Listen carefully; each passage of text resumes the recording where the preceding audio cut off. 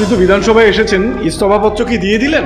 আমি বেলা 11টার সময় চিফ সেক্রেটারির কাছে পাঠিয়ে দিয়েছেন। উনি আমাকে ফোন করেছিলেন, বলে বিধানসভায় মুখ্যমন্ত্রীর কাছে দেওয়ার দরকার নেই, আপনি আমাকে পাঠিয়ে দিন, আমি পাঠিয়ে দিলে আমি চিফ মিনিস্টারকে দিই। আপনি আজকে বিধানসভায় এসেছেন, মুখ্যমন্ত্রীর সঙ্গে তো দেখা হলো না? না, দেখা হলো না। আমি যদি সম্ভব হয় তাহলে আজকে তো অনেক গুরুত্বপূর্ণ আলোচনা আছে, ব্যস্ত আছে, গণমহোৎসব আছে, ক্যাবিনেট মিটিং আছে, তো ব্যস্ততা আছে। সম্ভব হলে দেখা করবো, তা না হলে পরবর্তীকালে তো দেখা হবেই কোনো সময়। পথ ছেড়ে দেওয়ার সময় বলিনি, তার আগেও বলিনি, তখনও বলিনি। গ্রামবাসীরা বলেছে, সেখানে তাজপুরে দাঁড়িয়ে গ্রামবাসীরা বলেছে যে আমরা যে দোকানঘর বসিয়েছি, বন দপ্তরের কর্মীরা কিছু টাকা নিয়ে আমাদের কাছে বসিয়েছেন, গ্রামবাসীরা বলেছেন। আমি সেই জন্যে বলেছি যে টাকাটা নেওয়া দুর্নীতি।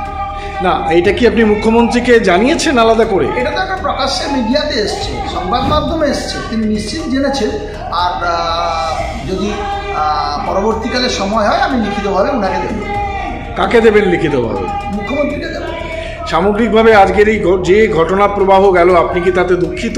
না, আমি সাধারণ মানুষের জন্য সেখানে গিয়েছিলাম, অসহায় মানুষকে তাদের বাসস্থান দেওয়া, তারা রুটি রোজগারের রুটি মকান, এটা তো আমাদেরই স্লোগান, সেটা তাদেরকে বন্দোবস্ত করা, অসহায় মানুষের পাশে দাঁড়িয়ে তাদের কাজ করতে গিয়েছিলাম। তার জন্য আমি দুঃখিত, আমি অনুতপ্ত।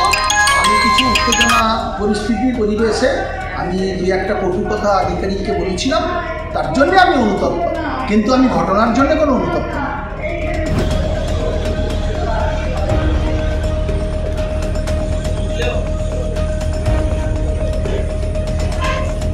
অখিল দেখি এখন জেলায় চলে যাচ্ছেন নাকি থাকবেন? হ্যাঁ, জেলায় চলে যাচ্ছেন? আমি আমার এলাকায় চলে যাচ্ছি।